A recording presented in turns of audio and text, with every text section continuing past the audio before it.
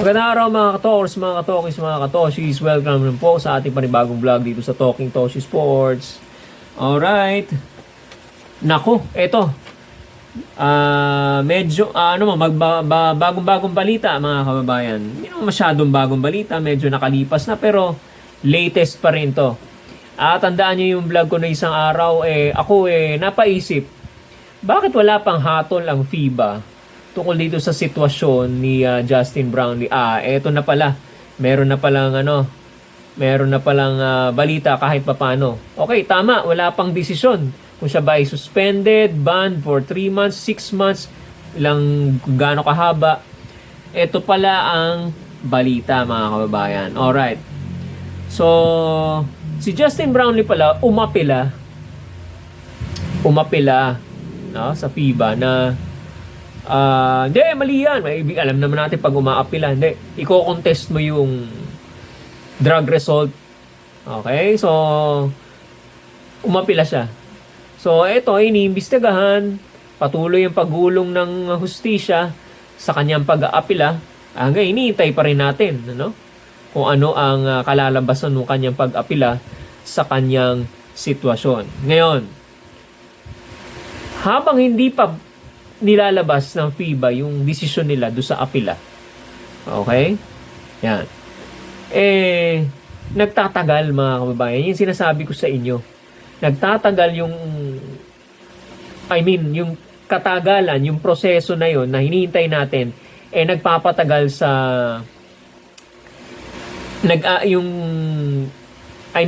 ulitin natin, yung proseso ng kahihintay natin sa resulta nagiging disadvantageous sa atin sa Gilas Pilipinas. Bakit? Intay tayo ng intay, no? Nababalam yung ating practice, paghahanda, preparation para dito sa FIBA Asia Cup nagaganapin sa August sa Jeddah, Saudi Arabia. Okay? Kailangan medyo nagpa-practice na ang Gilas Paano kung hindi siya nakakasama? Okay? Mahirap din naman yung hindi although matagal na alam ni Justin Brownlee yung sistema, pero kailangan mo i-review yun. Kailangan pa rin ninyong i-repractice, no? I-review yung mga plays ninyo, mga sistema na ine-employ ninyo. Okay? Lalo na kalaban na naman natin ang New Zealand tsaka Chinese Taipei, kailangan yung bawian, kailangan natin rumest back. Paano tayo re-rest back kung hindi nakikipag-practice itong si Justin Brownlee because of his appeal? Paano ngayon yan? So habang tumatagal, wala lumalabas na desisyon, mas lalo nagiging disadvantageous sa atin. Okay? Ngayon, marami nagsasabi, including, eto na, sige, sabihin ko na, yung SBP, bakit pa kasi umapila? Okay? Hindi na lang kasi tanggapin Justin Brownlee yung desisyon, okay? At kumbaga parang quote-unquote umamin, okay? Admit, accept, tanggapin na lang yung result, drug result, na talagang gumamit siya ng recreational substances na ban sa sa FIBA, no? Tanggapin na lang at i-serve yung suspension niya. Di tapos na ang buhay, tapos na ang istorya. Okay? Nagse-serve na siya ng suspension niya that early. Well, kung ngayon pa niya kasi i-decision na niya, too late na. Okay? Ayun na nga, nag-apila na nga no? So, kung dati, sabi ng SBP, yan tinanggap na ni Justin Brownlee. Okay? At nag-move on na tayo. Sinerve na lang niya yung suspension. Siguro mas maaga pa tayong natapos at nakakasali ka na sa practice. Yan naman yung other side of the coin. Yan ang sinasabi naman ng SBP o Samahang Basketball ng Pilipinas. Okay? Yan. Now, ang mga possible replacements, mga kababayan, kung hindi talaga siya makakasama dahil wala pang hatol ng FIBA do sa apila niya, okay? Mga possible replacements dyan ay si Ange Kwame. Okay? Malaking mama ito, no? Or August, off season ng NBA, pwede daw kunin si may possibility na kunin si JC, si Jordan Clarkson. Okay? Yan. So dalawa ang pinagpipilian, Ange Kwame or Jordan Clarkson. Okay? Now, kung ako po ang tatanungin nyo mga kababayan, ako po tatanungin nyo personally, kung papipiliin ako, kung si Ange Kwame po ba o si Jordan Clarkson, ako mas pipiliin ko na si Ange Kwame. Okay? Bakit? Una-una, medyo kabisado na niya yung sistema ng Gilas ni Coach Tim Cone. Okay? Pangalawa, kulang tayo sa malaki. Okay? Somebody who will patrol the paint. Kukuha ng rebound, makipagbardagulan sa loob. Okay? Yung malaki na kukuha ng offensive at saka defensive rebounds. Okay? At papasok sa loob para puwersahin yung, although may Junmar Fajardo tayo, kaya lang, okay, kailangan din niya ng tulong. Alam naman, nakita na natin ng isang laro na si puro Junmar Fajardo lang ang ginamit natin. Napagod yung mama. So, walang replacement dahil wala tayong kay Soto, no? So, isa sa mga, yun, kumbaga, kawalan natin yun. Wala tayong considerable number of big men. Okay? So, kung ako tatanungin, Ange Kwame na lang para meron tayong malaki na kapalit kay Junmar Fajardo just in case, Alright. So, kaysa naman kay Jordan Clarkson, Oo, ito I have nothing against Jordan Clarkson. Magaling siya, superstar siya sa Utah Jazz, sa NBA, Okay, pwede naman si Jordan Clarkson. Kaya lang, ang napansin ko sa laro niya nitong World Cup na tayo ang nag-host, panay ang isolation. Okay? Pagka nasa kanya na yung bola, manonood na lang yung mga teammates niya. O, ikaw na bahala dyan.